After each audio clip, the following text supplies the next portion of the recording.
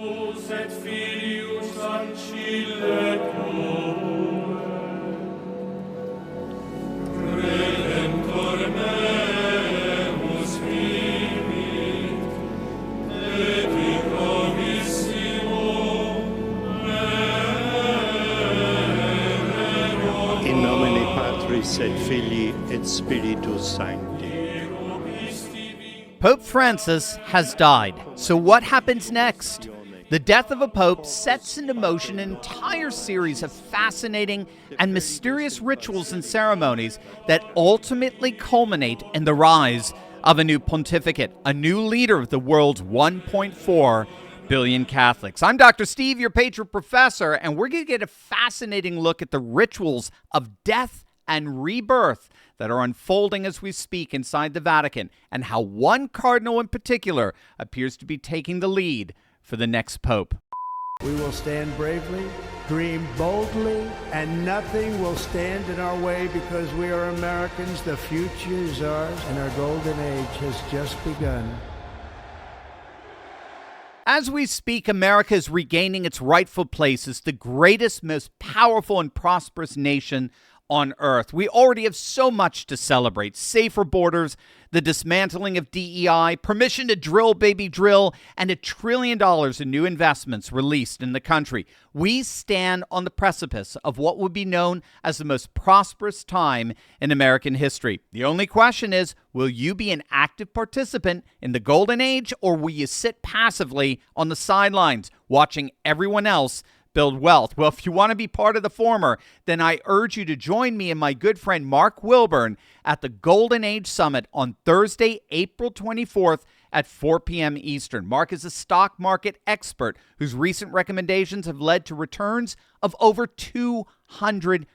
He's an amazing teacher and has a knack for demystifying the market so everyday Americans can participate in this golden age we're now in. But don't wait. Seating registrations are limited, so click on that link below right now and register today, and I'll see you for an event that promises to change your life. The death of Pope Francis has already set in motion a series of ancient, well-established rituals and procedures within the Roman Catholic Church designed to honor the late pontiff and ensure the smooth transition to a new leader. The first formal act is the confirmation of the Pope's death, which is confirmed by what's called the Office of the Camerlengo.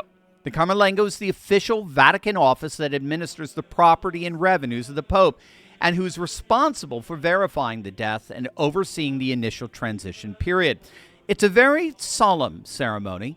After the doctor initially pronounces the death of the Pope, the Camerlengo comes to his bedside and calls out his baptismal name 3 times. And if the Pope does not answer, he is then ceremonially and officially pronounced dead. The papal apartments are then sealed, and the fisherman's ring, a symbol of the Pope's authority, is destroyed, along with the dyes used to make the papal seal to signify the end of this pontificate. Vatican flags are flown at half-staff, and the bronze doors of St. Peter's Basilica are closed. From that point forward, a 9-day mourning period known as the Novendial begins, and during this time, daily masses are held, and the Pope's body lies in state at St. Peter's Basilica, allowing the faithful to come and pay their respects. The funeral typically takes place 4 to 6 days after the Pope's death, and reports are that Pope Francis requested a simpler ceremony than his predecessors, opting for a wooden cross and burial at the Basilica of St. Mary Major in Rome, rather than beneath St. Peter's Basilica. And, of course, the funeral is attended by world leaders, religious figures, and hundreds of thousands of mourners from all over the globe. Now, the period between the death of a pope and the election of his successor is called the sede vacante, meaning the seat of the vacant. And it represents the interregnum period between the end of one papacy and the beginning of another. It's a period of time where the College of Cardinals manages the day-to-day affairs of the church, but they do not make major decisions. They certainly cannot speak ex cathedra definitively, as the Pope alone can do. It's during this time that the cardinals fly in from around the world and gather in Rome to hold discussions on the future direction of the church and potential candidates for the papacy. Now, the next thing we see in this process, this literal transition from death to rebirth, is what's called the conclave. Between 15 and 20 days after the Pope's death, the cardinals, all of whom have to be under the age of 80, currently now about 135 cardinals, enter a conclave in the Sistine Chapel, one of my favorite buildings of the world, the wonderful Michelangelo paintings in there, to elect the new Pope. The cardinals are sequestered from the outside world, and they cast secret ballots, requiring a 2/3 majority to elect a new pontiff. After each round of voting, the ballots are burned. Black smoke signals no decision, while white smoke announces that a new pope has been chosen. Once elected, the new pope is introduced to the world from the balcony of St. Peter's Basilica, representing the rebirth, indeed the resurrection promised in Christ for all believers. What began in death has ended in a new beginning and a new era for Catholics the world over. Now, there are several candidates for the papacy that are being considered. These candidates are broad and diverse, reflecting the global character of the Catholic Church and the complex legacy of Francis's papacy. There is no clear front runner at this point, but several cardinals are widely discussed as potential successors, each representing different theological and geographical perspectives.